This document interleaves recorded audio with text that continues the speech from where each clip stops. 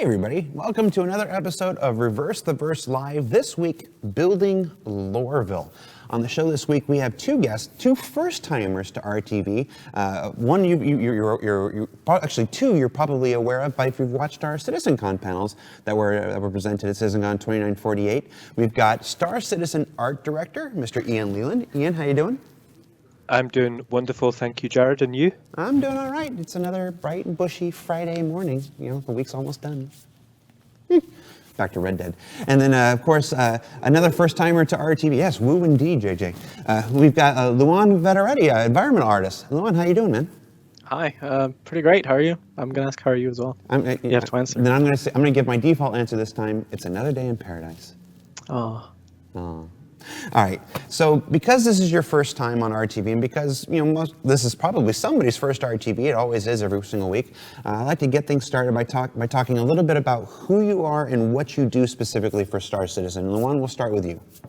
Okay, I'm an environment artist. I make a lot of the hard surface elements of the game because that's mostly what we do here in the UK. So this is anything from the exterior of truck stops or parts of Lorville, like the transit system, the HABs, the Star Marine maps, Echo 11, Demian. So it's a lot of building assets, set dressing, a little bit of lighting, all kinds of different aspects for the environment. All right, cool. And Ian Leyland, you are the Star Citizen Art Director. I have to imagine that covers a broad range of topics. Why don't you tell us who you are and what you do? So, I'm the art director on Star Citizen. So my job is to make sure that Chris's vision translates into the game to a visual standard that he's happy with. So it tends to cover quite a lot of teams, most teams in the company, all the way from right at the beginning with lore, through design, through code, through art, through lighting, and then QA, and then making sure that we can validate what goes into the game is to the standard. So usually the process takes quite a long time, but yes, my responsibility is making sure that right from the first conversation to the content being delivered, anything artistically, I'm involved with. All right, so let's talk a little bit about that. We always like to talk a little bit about the work that you guys do before we go to the live question and answer series portion. It'll help our backers who are watching understand what types of questions you guys can actually speak to. For instance, often on the show we get a lot of design questions. How will this work? How will we be able to do that? We are fortunate enough to finally have Star Citizen's art director on the show. So today's question focus will be mostly on process and the art of Star Citizen, for lack of a better term. So if you're looking for shows about how does this work or how are we going to be able to do this in the game, those are other RTVs. This one is about process and making the visuals of this very visually compelling, if I'm allowed to say so, game come to life. Now, you said your process starts at the beginning with the lore team, and I want to start there. When we began the process of Lorville, when it was decided, okay, Lorville is going to be our first fully fleshed out landing zone, because we played with ArcCorp, before. We used to have the Area 18 module, the social module as it was called when it was first introduced. But Lorville was going to be the first in-universe, in the persistent universe landing zone. When those conversations started, how involved were you in figuring out the scale and the scope of what that would entail? Sure. So it happened some time ago. It was what we call, when something's in pre-production, usually that can be visual development through concept art on like a very loose design brief. So we've had concepts for areas of Lorville for some time, and we've just been waiting to really get our teeth into it. Before then, obviously, we're scaling up between, doing things like outposts or space stations. There's Grim Hex is in the game. Levski's in the game. The next one we was going to tackle was Lorville. So, visual direction wise, it's been around for a while. So when we started that process, there was always a few lines from the lore team that really stood out, and it was, the having just even a paragraph. I think even before I started working at CIG, I think there was a paragraph. It must have been from Dave, just one paragraph, and just from reading that, I wanted to make that location. I can't even remember what it was now. It described a backwater landing zone with some dude who worked there, didn't like his job, but something as simple as a few lines of text can inspire so much. So from the lore side of things, we had quite a lot to go on. Yeah. Now, one of the signature elements of Lorville, I think maybe the first thing that most people notice, and I don't know how you would notice anything else first, is that massive structure that's in the center. So I'm gonna come at this from my perspective, which is the first things I noticed, and take us through. Was that what? Do you know what that building is called? We call it the HD, the Hurston Showcase main building. We had to, funny enough, one of the things we had to do when making Lorville, we had to really figure out what makes a city work. So we had to do our city planning research, and there's generally those areas are called CBDs, Central Business Districts. So internally we call it the HD CBD. A very catchy name. Yeah. All right. Obviously it's huge. How do you go about figuring out the scale of something like that? Was something that big? Was that in the brief that you got from the lore team? And if it was, did you just like shake your head with what? How big? Well, it was a lot smaller. It used to be a lot smaller. Used to be smaller. So it was called out by the lore team of being this very dominant presence within the location. So it's something that within like the workers district or the workers within Lorville, it would be this constant presence, this constant overlooking presence. So we needed something that would be dominant on the skyline, but also, dominant within the landscape. And I think I covered this a little bit during the panel. I wanted something that was visible from quite some distance away. It was like this monolithic shape that you could see, and then you see it looming over, some of these old strip mines. So we knew it wanted to be big. We just didn't necessarily know at the time how big it was going to be. But then, if I was going to buy a planet and, have a company, my building would probably be the biggest one on the planet for quite some scale. You definitely want to see from space. Yeah. But we did play around with the scale and to see what would feel right, and we scaled it up by a fair amount. But then through some backwards and forwards with Chris, we got to something that would feel really quite impressive, particularly because it was designed so that the executive level or the family level would be right at the top, above the kind of the smog line. And when you're an engine, you look down. It kind of feels right for the space, when you're looking down across the city from above, and then when you're down in the workers district looking up. I think we found an interesting balance. I didn't realize that is awesome. The executive level, the building is just high enough that the executives can live above the smog line. Yeah, we wanted it so that that pollution level would start to dissipate, so that there's not like gardens or anything up there, but it is way above the bad stuff down below. I think that speaks to something, Luan, you actually talked about a little in your panel, which was about the mod squad, the building the player hubs, and that's storytelling in environmental art. You touched on it a little bit, but I'd like to hear your words on it, Ian. How important is storytelling in your environmental art? Do you, when you create something like that, do you go through and flesh out this entire backstory on your own? I know you get some things from the lore team, but when you're figuring out what a giant building like that looks like or whatever, do you find yourself creating an internal logic, a history, a story of your own when designing these things? Sure. It's as I'd say almost all environment artists, we do it. Whatever location we build, you build internal monologues and storylines. Who lives here? How would they interact with this space?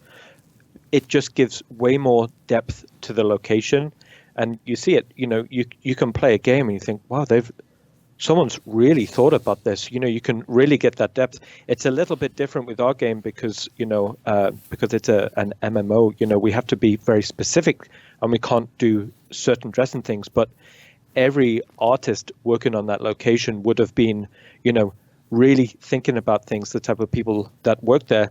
But what's really cool is when Dave comes to visit, or you have a conversation with Dave or Will or something like that. And you hear them go through it, and you hear their perceptions or ideas of those, and ideas just really start, rolling through.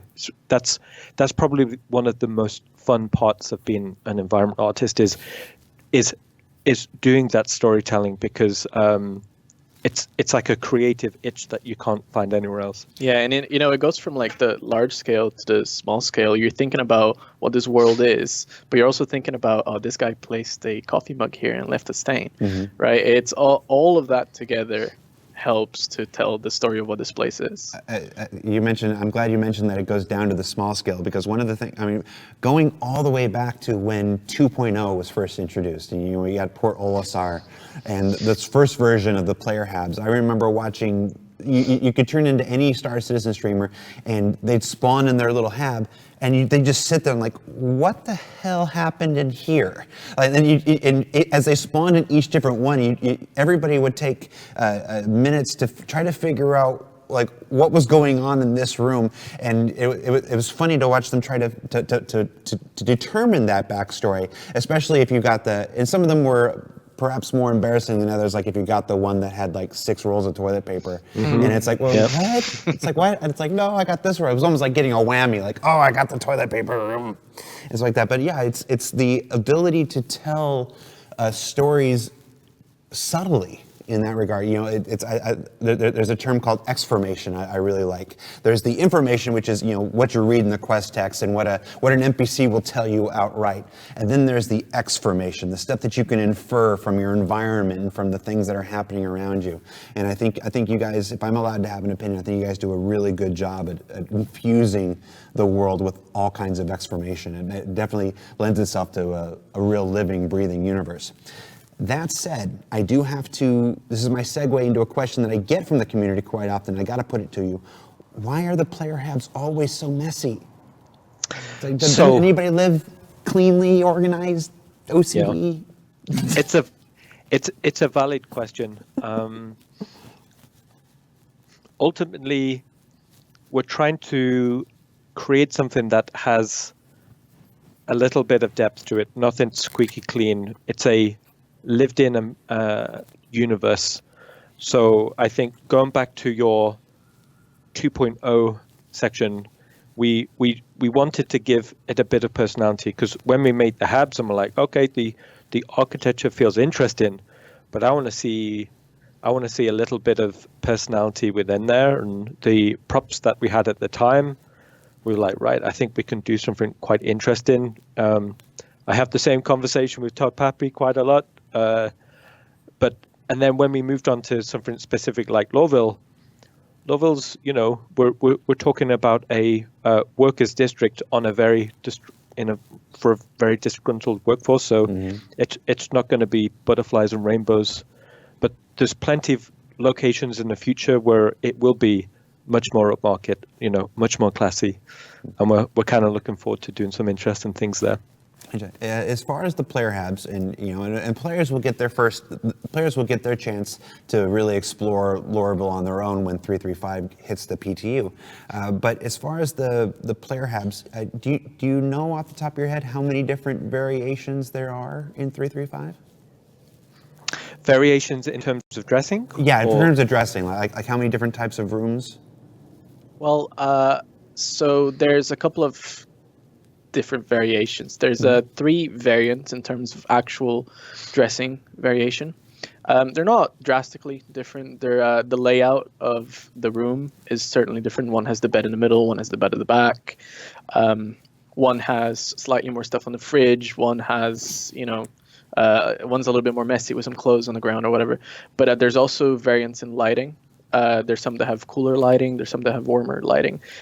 It's not this incredibly broad, like, we have 10 different variations. You're going to spawn in a complete different place because, we only have so much time to work on these things. But it certainly is, you might see a couple of different places when you spawn.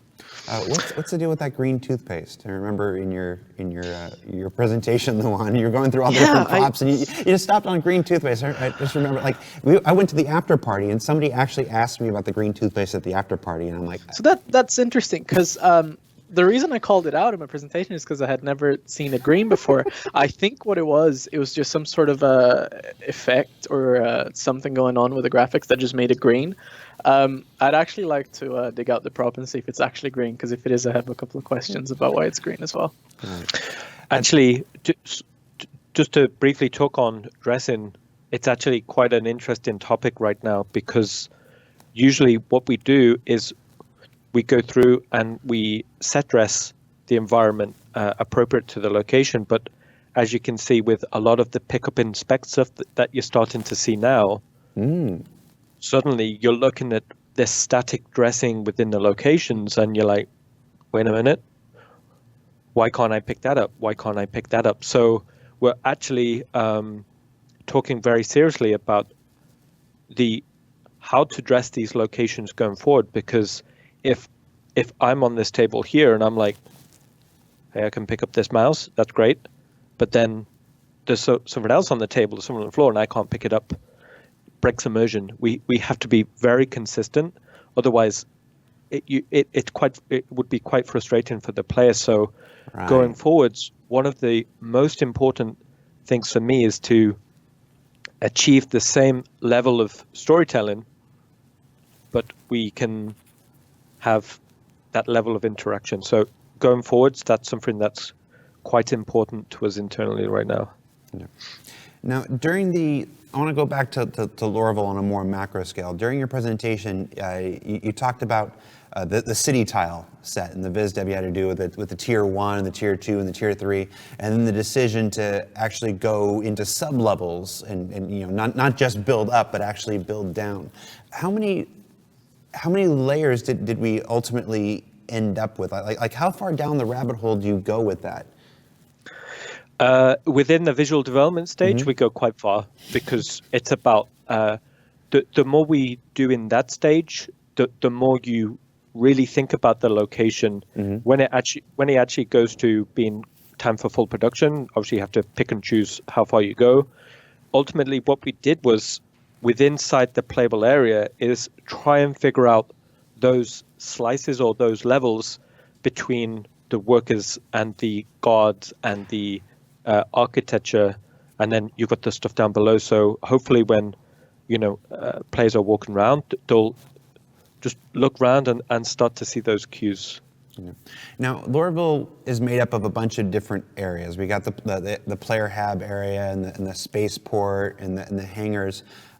We haven't actually seen like a list of everything that's involved in Lorville, and I'm not going to ask you to sit here and list off everything. But what are off the top of your head? What are some of the key areas? If you were describing Lorville to somebody, and that's exactly what I'm going to ask you to do. How many different areas are we talking about here? I know there was the workers district, which you started calling L19, if I remember correctly. Sure. What else do we got going on? So the main focus for the initial sprint was obviously on L19. Okay. One thing that made this landing zone different, you briefly mentioned on it, is it wasn't necessarily just a case of making a landing zone. That landing zone is sprinkled with what we call common elements. So there's things that are very specific to that location, and there's things that we can reuse much more of going down. Then there was within the lore they can call out many different locations. There was some interest in like factory zones and things like that, and then obviously you've got the CBD, which we're pushing on right now. Right, the CBD, the big building. One of the questions that's come in from the live chat is, are you actually developing the interior of that big giant CBD? Sure, it's a very large interior, so how much of that we're going to explore initially would be quite limited, but it gives us a chance to show the flip side of what people would see inside the workers district. So we're trying out some quite new things in terms of architecture, look and feel, and obviously you've got some shops in there, reasons to go there. So we're hoping that together, when you walk around the workers area and you walk around the CBD, you should get a very good idea of the narrative and the imbalance between the executives and the family and then this workforce. Gotcha. So that's the HD CBD, and that's all I'm going to call it from now on. You've got that in my head now. The HD. You've got to say it very quickly 3 times. The HD CBD, HD CBD, HD CBD. Fantastic. All right. I can't pronounce words, but I can say letters. All right. So in a city that big, I mean, even though we're focused on L19, L19 is still pretty vast. You talked a bit about in your presentation about getting lost, the very real concern of getting lost in the city. And of course, you're building those, the big signs and whatnot, to tell you this is this way and everything. Are there other, besides just putting signs everywhere, are there other visual cues, things that you can build into a place to really any level, not just Lorville, to help players know where they are, where they're going to always kind of find their way? Mm-hmm. Yeah, it's actually quite a deep conversation. Player navigation, many people have talked about it over many presentations, really interesting stuff. For me, ultimately, it goes down to theme park design. Theme park designers do the exact same thing. When you're in one part of the theme park, you need to look over somewhere else and think, oh, hey, that's over there or that's over there. Otherwise, you'd just be lost. And we try to employ some similar cues inside something as small as L19. Specifically, when you're in one location and you get the vista shot, you should get an idea of, hey, if I go that way, I'll probably get to Habs, or if I go that way, I'll probably get to the transit network, for example. Gotcha. The transit network. I'm glad you brought that up. The the train that goes through the city. I'm going to speak purely for myself for right now. Lorville's an amazing accomplishment. It really is, seeing the size and the scope and whatnot. For me, as just a viewer, as a bystander, I'm not involved in the development or anything. Lorville didn't become like a real breathing place for me until I saw it through the window of the train. I needed an experience that I could relate to in real life. And once I saw quite something. It's so weird. It's seeing it through the window. Like I had to put something between me and Lorville before I really saw Lorville. Well, that's the thing, right? You're an editor and you're just there. You're flying around the camera around Lorville and you're like, yeah, cool, yeah, that looks nice. And you're inside the transit network, whatever. And then there was this one day. It was quite early on. It was still a little bit white box, but there was this one day where we just saw this camera inside the train just going past, and you just saw this. Boom, the HD building there, and at that point I was quite like, okay, wow, that's quite exciting. That's when I was kind of really sold on the believability of Lorville as a city. Chris was very, very specific with regards to the transit. His physical trains, and he was 100% right, because it involved it added a lot of complexity on their teams. But when you see it, you're like you say, okay, I understand it now. So it was something that Chris was very, very, very specific with, and you see it in game and you ride on it. It all makes sense. I think you correct me if I'm wrong. I'm not the artist here, but I think it's also great in the sense of it being a connective element between so many things, not just in the literal sense it helps you get from one area to another, but you talked a lot about the bar, how the recessed bar that had the windows and you could see the train go through. I think the idea that you could be in multiple places of the city, but see the same train go through it helps connect the disparate areas. Am I off base here? No, you're right. One thing that was interesting, I don't think many of us had ever done a physical train before or a physical transit network before. And what was interesting as we was doing, I think it was the demo playthrough a few hours before the event. As we was taking off and was flying off, we just looked down and there was this train just shuttling to the spaceport, and all of us there were just, that's pretty cool. That's pretty cool. Yeah, it's such a. I don't want to say simple. It's simple not in the making it a reality, because having to connect all the track pieces and make sure they all line up and everything must have been a nightmare, to be honest. But simple in the sensory sense. It's a simple way to make something seem real and relate to it's what very we have relatable. in the world. Which brings me to my next question. The game is 900 years in the future, 940 years in the future. When you're building things, a train, the props that go inside a hab, there's this idea that things have to evolve. You have to show almost a millennia of evolution. How will trains change in 1,000 years? How will microwaves in a hab change? How will a bed change? We got people doing standing desks, and standing desks were ludicrous just 20 years ago, and now half the office here is in standing desks. When you have to think about how these things must evolve a millennia from now, how does that work with this desire to? You also have to keep things grounded in what we know today so that we can relate to them. Very, very good question. So I studied industrial design, and part of that training to be an industrial designer is to design products, spaces, understanding what came before. With trying to design something 900 years in the future, there's this concept called most advanced yet relatable. So Jared, I could design you a train that is looks like a space whale. Butterflies kind of come out of it when it flies, and I say that's a train in 900 years in the future. It would be too advanced for you to relate to it. It would be so far gone. To use similar techniques, in other sci-fi genres and games and things like that. There's only so far you can actually go. So that's one part of it. The second part is we're trying to describe some of the older parts of our universe.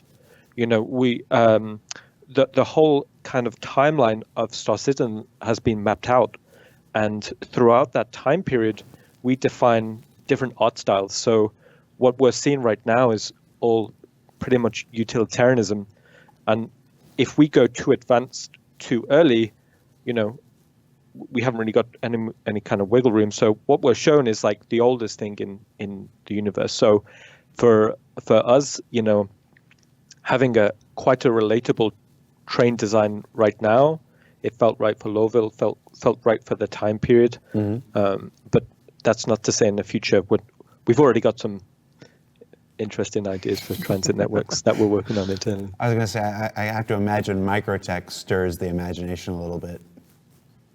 Okay. No, I'm talking about Occup. We're just trying some ideas, but anyway, we'll just leave it there. Nice. As a follow-up question from the live chat to that, it says, do you ever do on-site studies to learn about environments before you work on them? In the presentation, your presentation at CitizenCon, you mentioned how the transit station had some inspiration from like the London Underground, and how outside the New Deal you had the M50 there, because you always see a car out at Manchester Airport. Is it just personal experience, or do you ever actually go out and do environmental studies like that? Also, another good question. As artists, we rely massively on our internal reference library. An example would be if I asked you, Jared, to draw a castle on a post-it note, and then I asked someone who'd had more of a classic art training to draw a castle, they would probably, I'm not saying you're bad out or anything, Jared, but I'm saying the two would look very different because the calling from the reference their internal reference libraries. So, like I said, he's drawing a castle. He is. It's gonna be, it's gonna be amazing. Keep going. It's gonna be so good. So basically, what we need to do is constantly explore or expose ourselves to new things, be it architecture or design. So when we're talking about the transit areas, I remember going through the London Underground about 6 months ago, and I was just taking pictures of walls, ceilings. I was getting some very strange looks from the security You there. always get strange looks when you're there. I mean, you can actually buy like reference like photography packs of cables, which we would look at and go, oh, that's a great cable. That's a great cable. So yeah, actually doing research on a location is critical. And you see other game studios or film production studios, when they do pre-production, they go to the location.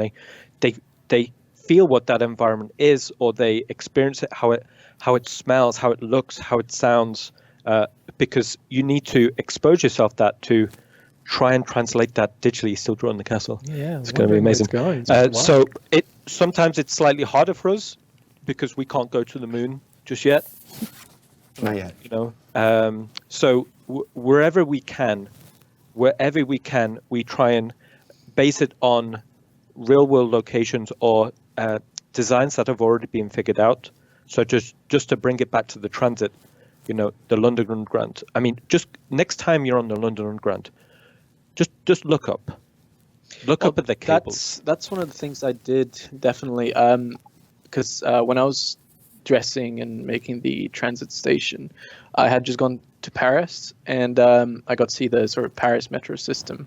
Don't know what the name of it is, but I took a lot of inspiration from there, and everything was very there was a lot of grandiose to the architecture. There's a lot of I would look up and I'd see all these pipes, and everybody would give you looks because you're just there like, oh man, look, I like how that pipe works, and I like how all these things are working with one another, and you can see the history of this place and how things were made. And those are the things that you're constantly trying to develop as an artist. It's just like Ian said, this visual library, which just comes over time. You start to remember how environments that you've been to looked, and you kind of try to pull from this library in your head and try to construct something believable. That's something I definitely did whilst doing the transit. It was just going to train stations and taking pictures of really random things, and you try to do it in a bit of a subtle way. So you take your phone out and you go. Yeah. But it's quite important to sort of understand what the environment that you're making is. When I'm traveling with my family, I have 2 photo albums. One with the family in, one without the family in. So yeah. Like, oh, that's a great shot. Now, could you guys? That's a great shot. So show us the castle then. Yeah, let's see it. Fair enough. I'm not going to show you my castle. I'll show you my castle after the show. Show the castle. I can see the outline. It looks kind of like a monster. I don't know. It's. But that's great. I started getting too modular into the bricks and everything. But. No, but here's the thing. Just hold it. Okay, so what you're thinking about there is battlement design, construction with those blocks, drawbridge design. I see a face. Yeah, but when you're thinking about that, you're probably recalling back to a film or a castle. But if you've never been to a castle, you would struggle. So that reference library is so crucial. My reference library is Castle Grayskull from He-Man and the Masters of the Universe. That's a good reference. So I didn't have a green marker. This would have been green. That's great. So we've had a couple questions from the live chat about the modular tile sets. I'm going to try to combine a couple of these here. How important is it for you for you to work in modular tile sets? Do they free you up? I imagine after you make them, it makes things more efficient to iterate and stuff. But do you ever find them stifling creatively? Do they help you? Do they hurt you? Is it something you struggle against? Is it something you're glad exists? Is it a complicated relationship? A bit of both. It's a complicated relationship. It's a bit of both. You have this set that will help you. Like, we're making a modular game. We're trying to make something that can expand. And you're not going to get that by making, as I said on the panel, I touched on this. You're not going to get that by making custom pieces for everything. Otherwise, you'll be here for centuries. So you gotta break the environment down in a modular way, but also you have to create enough variance in these pieces so that you can try to break up that that constant, I don't know what the right word is here, but you also use like the dressing and the lighting to make those different areas feel different. Though you might be looking at the same wall here and there, the dressing and the lighting is going to help you understand these are different places. I'm sure you have much more to develop on that. Sure. Ultimately, yeah, Luan's right, we are a modular game. Unless you have lots of tile sets, within a tile set there's many different components. Until you've really fleshed those out, you're going to see repetition. So because our engine is really good and it's all real time, we can build out locations fairly quickly, straight to metric and get to that. But then when you start to look at it and you see that repetition, that's when you start combining, okay, this guy's going to be unique. Let's do something unique for there. On a location, we run to the rule of 70-30 or something. 70% of that location is going to be modular, 30% is going to be unique. Because it doesn't matter how good your modular set is, unless you're going to see that fatigue, you're going to see that repetition. Probably more important for me is even just outside of a singular location, if I had a 2 to 3 hour play experience within Star Citizen, I've gone to this location, I've gone to this location, I've gone to this location. It's very important. I'm not going from one modular location to another. We have to find ways to break that up. Some may be more modular than others. Some may be a bit more custom others. It just depends on what that location is. So it's absolutely essential part of our pipeline. But we have to try and squeeze in as much time as we can to fit in those unique areas. Otherwise, if the player's saying, "Oh, that's that same one," breaks immersion. That's not really what we want to get to. And that happens at the start of an environment as well, because when you lay out the architecture the first time around, it is all the same wall piece. And the more you look at that, the more you just want to start breaking it up. But that's when you start seeing certain areas, like for example in the transit, when I laid everything out, everything was like 2 and 4 meter pieces, and it looked pretty hideous. And then I saw, this is a chance for me to do something interesting with the wall here. So then I took that and I tried to find different tile sets or different wall pieces that might make that area feel a little bit nicer. And I would even go as far as maybe create, if there's a 12 meter area and it's all broken up with these lines, and you wanna create something more interesting and more bespoke, and you have some time, you certainly go in and you try to create a new piece that not only could be used here, but it could be used by someone else later down the line elsewhere. But that's these tile sets are ever evolving. You always add a little bit here, a little bit there.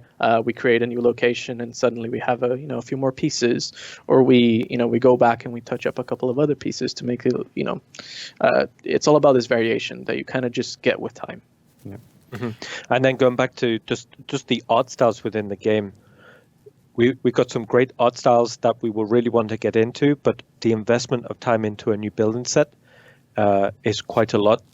So we have to be very measured when we do that process. Right.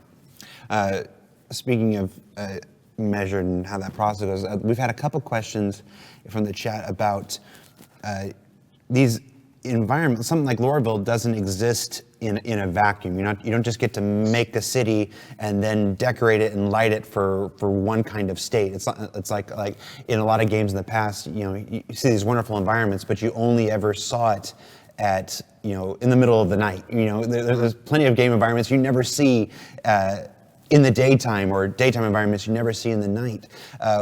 Let's talk about the challenge of having to lay this stuff out, and you get something that looks great at night or whatever, and then as the sun rotates or the planet rotates and everything moves, and suddenly this building casts a terrible shadow that you hate, or something doesn't work in other situations.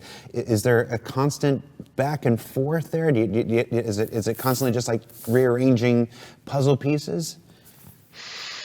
Yeah, we with Lorville right now,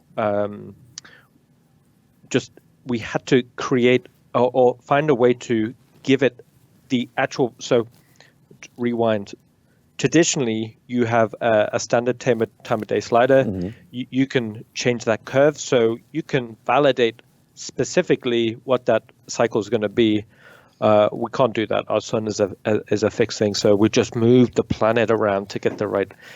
I very specifically wanted sunset to be over the spaceport from looking in Hab, so we had to physically move the planet to validate that time of day, and then we're like, right, okay, how's it looking, 2 o'clock, or was it look at 1 o'clock? So we do like these internal time lapses. I had a video I was going to show it at ScissorCon. It was just the presentation was already too long, so I took it out. But it just shows, and we usually put some music too, because the right time of day will add so much to it. If the sun's in the wrong angle, like you say, it would wash out the scene. It doesn't create the feel. One of the things we very specifically wanted to do with Lorville is we was walking around it, and if the sun was on the in a workers area, it just didn't feel right. It's like, why doesn't this feel right? Because if I'm in a sunny location, it has a certain feeling to it. So I was like, let's raise those walls.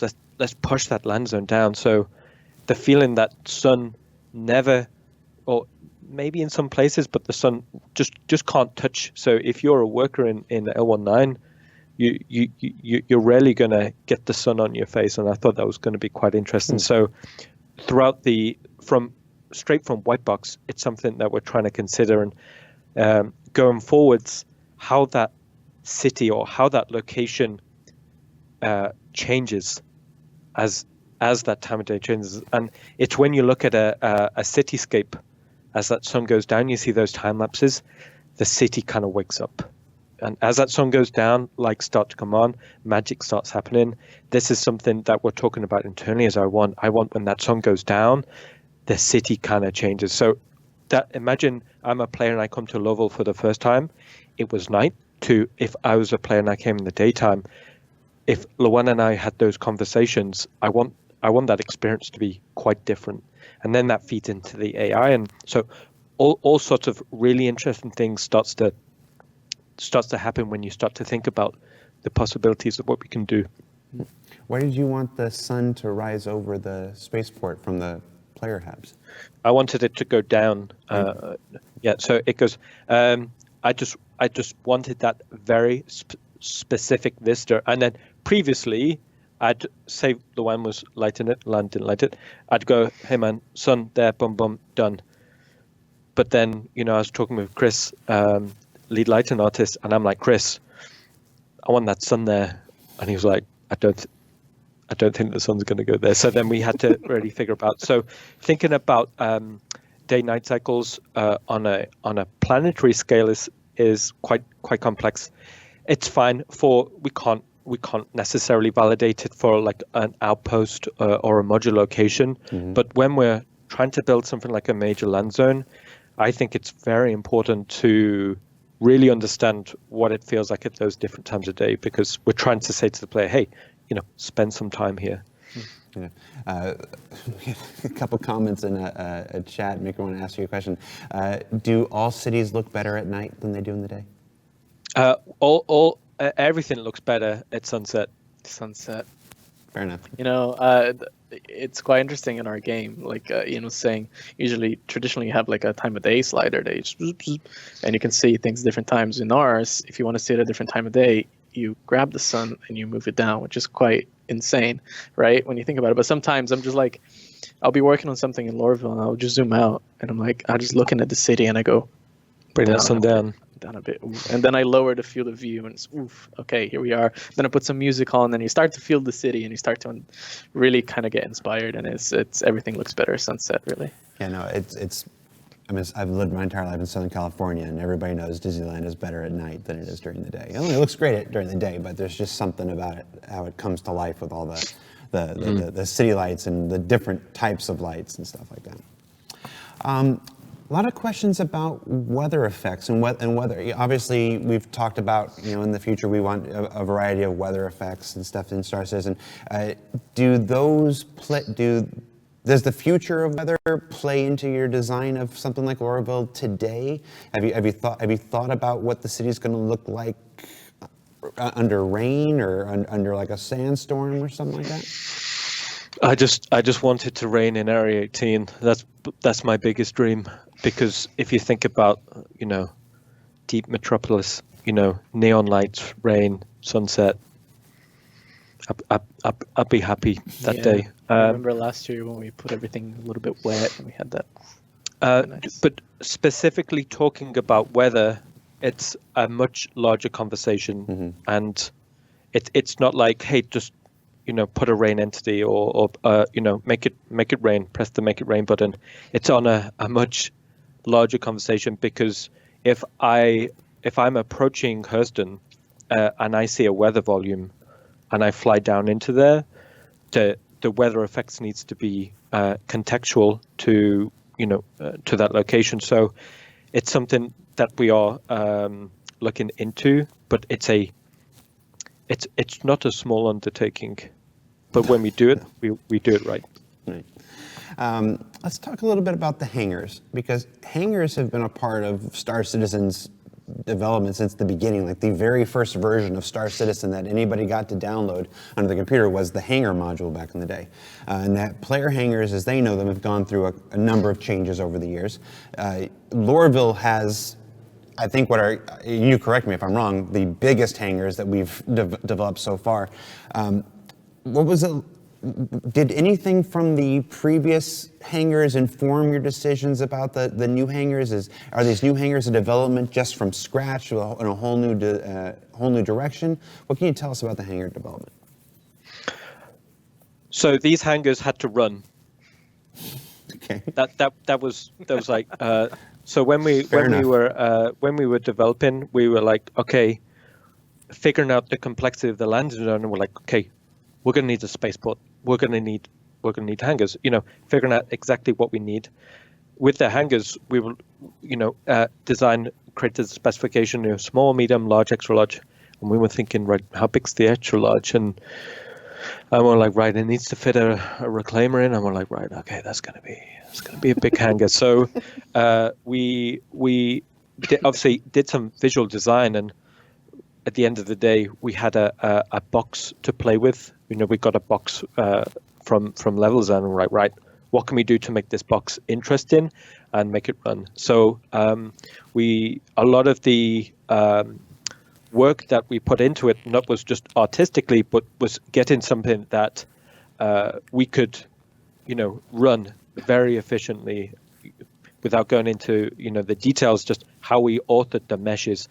Even how we authored the master material and the arrangement of the IDs. So when the engine, tried to render it, like all the IDs were optimal. So, for example, if the painted metal was ID 16, if it was ID 5, we get a little bit of a pump same. So everything about it, we had to make sure that we could, hit our modular goals to hit the different hangar sizes, but it had to run, and it had to run, very fast. So that was critical, because the star of the show is the ship. So we need to make sure that all of that surrounding is focused on the product, shall we say? So most of the lighting budget went onto making the ship look good.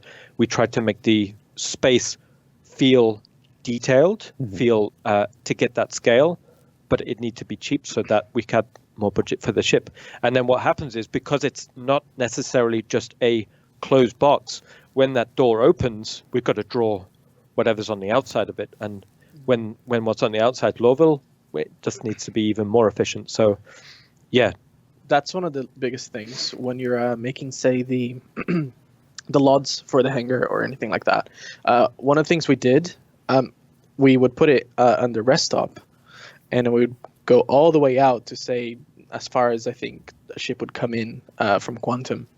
And you open those doors, and then you have to balance the performance. You have to go, okay, how far away am I seeing this from? How expensive can I make or rather cheap, can I make the mesh? What can I do to really save on performance here? And I think we've done a pretty good job with the hangars in terms of performance. I think we're not getting shouted at by the we're not getting shouted at. That's the thing. So we're okay. This time. Yeah. No, to be honest with you, performance is something that we are actively drilling into every day, and understanding exactly how the GPU processes the content we give it is a very deep conversation. And then when you make a modular game, it's very different, because you're giving it loads of individual chunks. So then finding out the most efficient way to author those assets is still we're trying to understand the best way to feed that. Right. Well, we are almost out of time. Only got a couple more questions for you. Let's talk about the exterior of Lorville, the big wall, the gates. In your presentation, you talked about not just wanting a giant flat wall, of course, and having there are 6 gates to enter and exit Lorville, and wanting them all to have personality or a unique experience at each gate. So when people were entering the city from each gate, they got a different sensation or feeling. Can you go into more detail about that? The gates and the wall caused or just required a lot of thinking. And could we do more or improve that in the future? Sure. If you look at a city just doesn't end. Nope. A city translates into something else.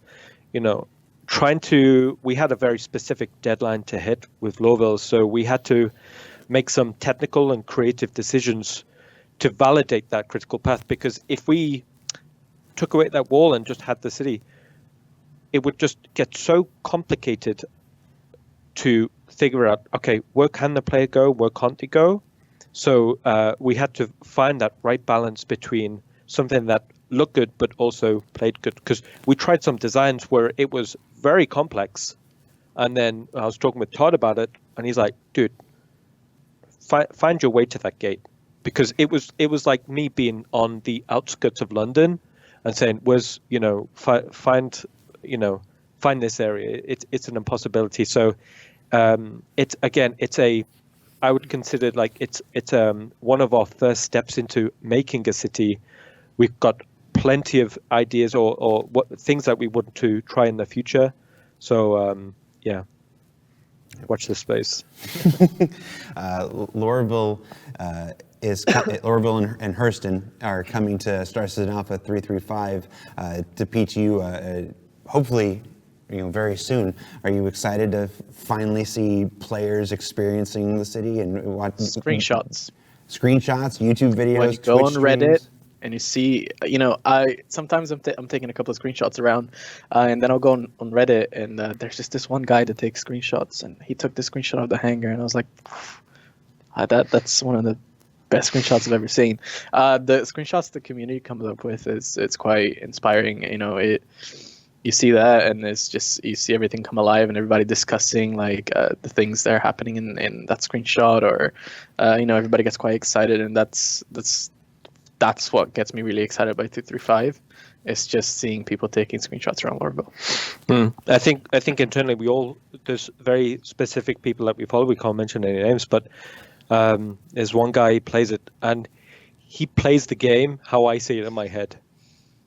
Really? In cinematic mode. So I'm watching up at night. I'm just watching. I'm like, all right, that's cool. Yeah, and the amount of time we've spent on the blood, sweat, and tears that have gone into Hurston and Lorville and the moons.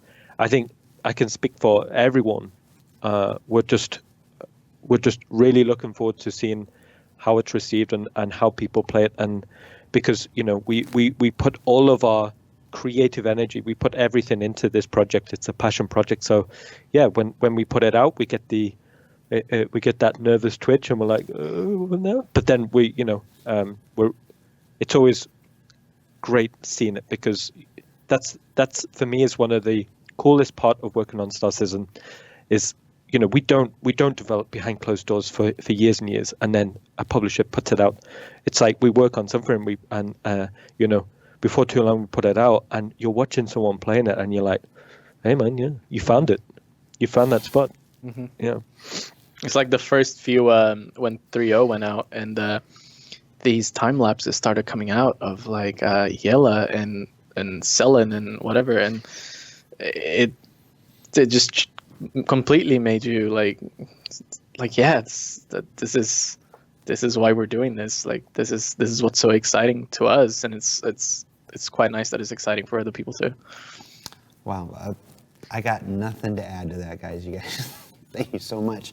That's it. RTV, building Lorville. You made it to the end. Was it everything I said it would be?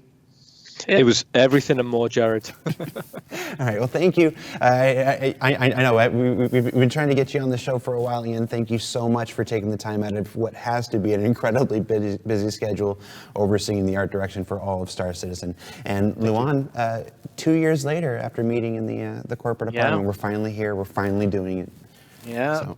Did you say he was naked when you saw him in the Yeah, so like I walked in. I hadn't even started yet. I walked in and suddenly, whoa, okay. No, who are you? Just like a hand towel or something. No. And that's it. I have no housekeeping. I have no announcements. I have none of the normal things I have to end the show. So I'm just going to say that's Ian, that's Luan, I'm Jared, and we'll see you next week, everybody. Okay.